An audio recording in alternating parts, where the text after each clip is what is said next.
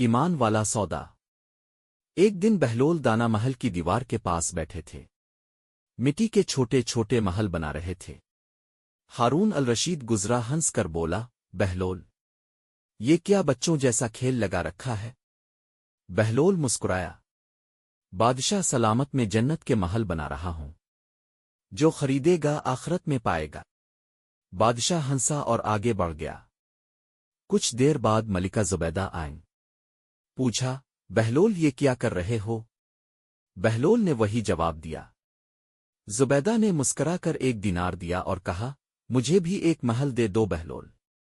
بہلول نے کہا، مبارک ہو be be, اب کا محل جنت میں تیار ہے۔ رات کو ہارون الرشید نے خواب دیکھا، جنت کے اندر ایک چمکتا ہوا محل، جس پر لکھا تھا، یہ محل زبیدہ بنت جعفر کا ہے جس نے بہلول دانا سے خریدا۔ صبح ہوئی تو بادشاہ بھاگتا ہوا بہلول کے پاس آیا، کہنے لگا، بہلول، میرے لیے بھی ایک محل بنا دو، میں ابھی دینار دیتا ہوں۔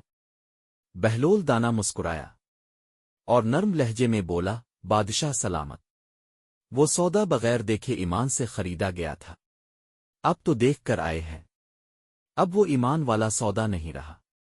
سبق: نیکی وہ نہیں جو دیکھ کر کی جائے، اصل نیکی وہ ہے جو یقین کے اندھیرے میں بھی روشنی کا بھروسہ